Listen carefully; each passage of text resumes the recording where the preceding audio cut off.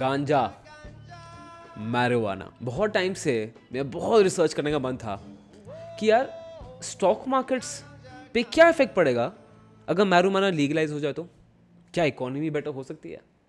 Well finally उस research का time मिल गया है और इस वीडियो में आपको मैं हर चीज़ बताऊंगा कि मैरिजुआना के लीगलाइज होने से हमारी इकोनॉमी पे क्या इफेक्ट पड़ता है और क्या हम इन्वेस्टर्स को उससे फ़र्क पड़ना चाहिए। वेल अभी पता करते हैं। एक सेकेंड, वीडियो शुरू होने के पहले डिस्क्लेमर दे देते हैं। I do not consume marijuana, neither. मैं किसी भी हालत में आपको प्रॉम्प्ट कर रहा हूं टू स्टार्ट कंजम्पशन मैरिजुआना। मैं इस वीडियो में बस मैरिजुआना का इकोनॉमिकल इफेक्ट देख रहा हूं और economics only for the base of study and research, that is it.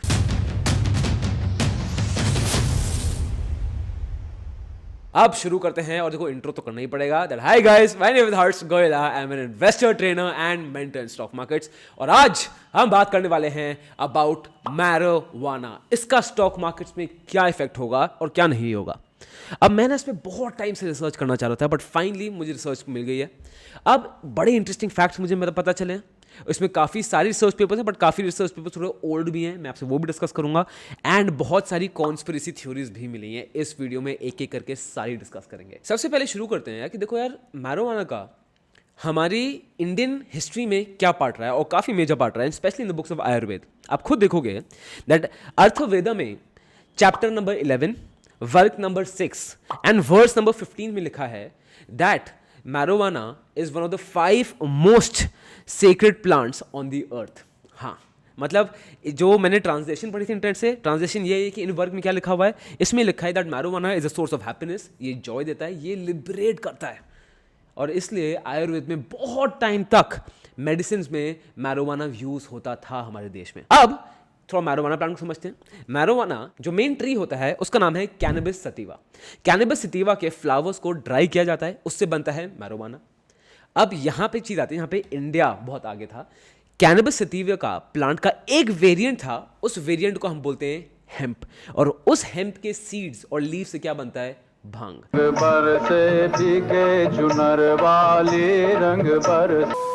अब हुआ ये दैट इन 1961 यूएन में पूरी कन्वेंशन हुई थी, जहां पे अगेन इसका कोई फैक्ट नहीं है, सिर्फ कॉन्स्पिरेसी थ्योरीज हैं जो बोलती हैं दैट यूएसए ने बहुत ज़्यादा प्रेशराइज किया था कि मैरिजुआना को डालो कैटेगरी ऑफ सिंथेटिक ड्रग्स में, जिसके ऊपर हार्ड बैन लगना बहुत ज़रूरी था।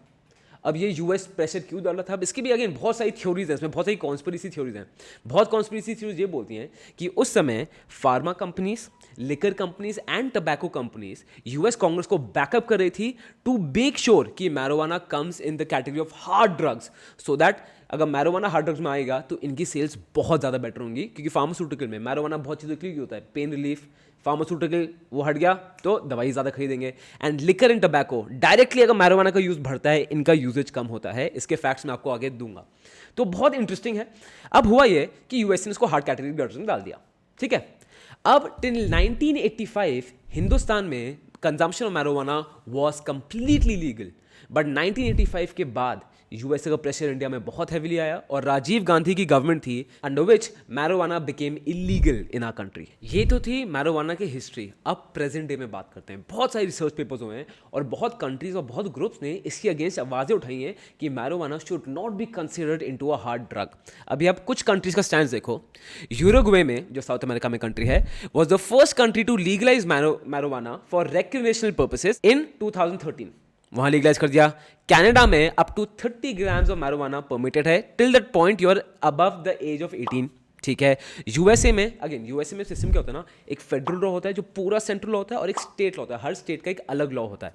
तो एज ऑफ नाउ, और हो सकता है मेरा डेटा ओल्ड हो, ठीक है, मैं नया डेटा मिला नहीं है, जो मेरे डेटा में था दैट 16 स्टेट्स ने रेक्रिएशनल पर्पसेस के लिए मैरिजुआना को लीगलाइज कर दिया है, और 19 स्टेट्स ने मेडिकल पर्पसेस के लिए। और ये आपको पूरा यूएस का ग्राफ दिख रहा है, जिसमें आपको हिस्ट्री मिल जाएगी। स्पेन में 2017 के बाद इट्स बीन लीगलाइज, नेदरलैंड्स में भी इट्स बीन लीगलाइज। तो बहुत सारी कंट्रीज हैं जो मैरिजुआना को लीगलाइज कर रही हैं। As a matter of fact, एक बड़ी इंटरेस्टिंग स्टडी थी बाई वॉशिंगटन पोस्ट की। ये स्टडी थी इज दैट जिस स्टेट में, यूएस के जिस स्टेट में मैरिजुआना लीगलाइज किया, वहां देखा गया that alcohol consumption was lowered by 15%, tobacco consumption was lowered, pharmaceutical consumption was lowered. तो डायरेक्टली जो मैं पहले 3 इंडस्ट्रीज की बात करता, इनको डायरेक्ट इफेक्ट पड़ता है मैरिजुआना की लीगलाइज होने से। अब बात करते हैं हम इकोनॉमिक्स की। अब आप इकोनॉमिकली देखोगे ना, it is estimated that the global legal cannabis markets by 2025 कितना होगा? $166 बिलियन। दोबारा बोलता हूं, इधर आओ। $166 बिलियन की इंडस्ट्री बन सकती है by 2025, what it is projected to be. अब एक रिसर्च की गई थी 2018 में, बड़ी इंटरेस्टिंग थी। आपको पता है दुनिया में 10 सिटीज जिसमें सबसे ज्यादा मैरिजुआना कंज्यूम किया जाता है इन द एंटायर वर्ल्ड, उसमें टॉप 10 सिटीज में कौन है? New Delhi and Mumbai. It's actually a fact. मतलब मैं तो शॉक हो गया था सुन के। New Delhi is the 3rd highest city जहां पे मैरिजुआना कंज्यूम किया जाता है in the entire world, and Mumbai comes in the 6th। अब इसी स्टडी में अकॉर्डिंग टू 2018 ये देखा गया था कि अगर गवर्नमेंट मैरिजुआना को लीगलाइज कर दे और उतना ही टैक्स चार्ज करे जो गवर्नमेंट चार्ज करती है on tobacco, which is very very high. आपको पता है सिर्फ दिल्ली और मुंबई से government can get an access revenue of 1366 crore. सिर्फ दिल्ली और मुंबई। मैं तो अभी कंट्री वाइड बात भी नहीं कर रहा हूं, मैं तो एक्सपोर्ट इंपोर्ट की बात भी नहीं कर रहा हूं। सिर्फ दिल्ली और Mumbai itself 1366 crore. It's ridiculous. एक और स्टडी ये बोलती है कि कोलोराडो में, ठीक है, it was the first state in USA to legalize the possession and consumption of marijuana. Done.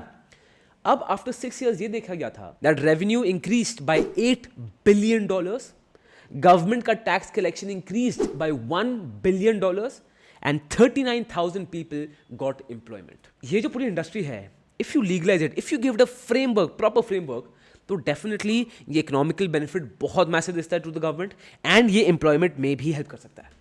अब एक थ्योरी ये भी बोलती है, अगेन मुझे इसका कोई फैक्ट नहीं मिला तो मैं आपको इसको प्रूव बाय फैक्ट्स प्रूव नहीं कर पाऊंगा।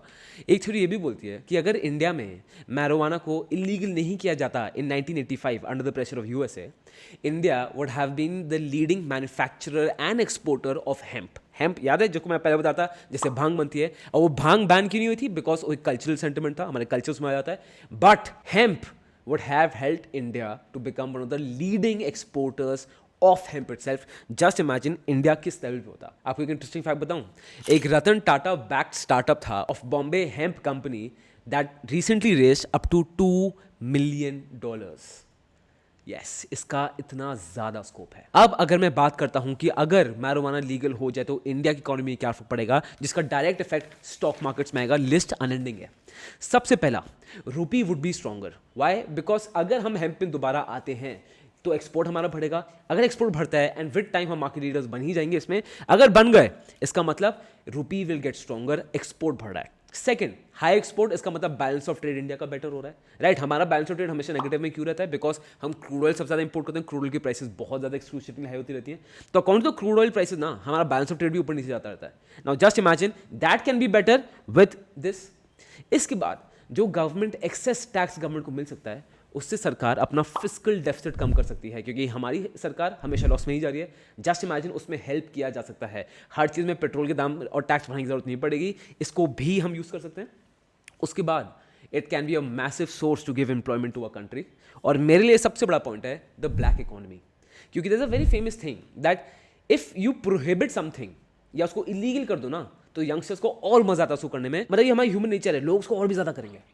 अब जस्ट इमेजिन अगर इसको एक लीगल फ्रेमवर्क दे दिया गया, ब्लैक इकोनॉमी खत्म हो जाएगी, पूरा कैश मार्केट खत्म हो जाएगा, और सब एक प्रॉपर लीगल फ्रेमवर्क के अंदर आता है, जिसके वजह से it will also boost our GDP. But again इसको वेरी डिफिकल्ट टू से कि कितना परसेंटेज जीडीपी हेल्प करेगा, देखना पड़ेगा कि इकोनॉमी इसका ये इंडस्ट्री कितनी ग्रो कर सकती है। बट डेफिनेटली जीडीपी में हेल्प करेगा।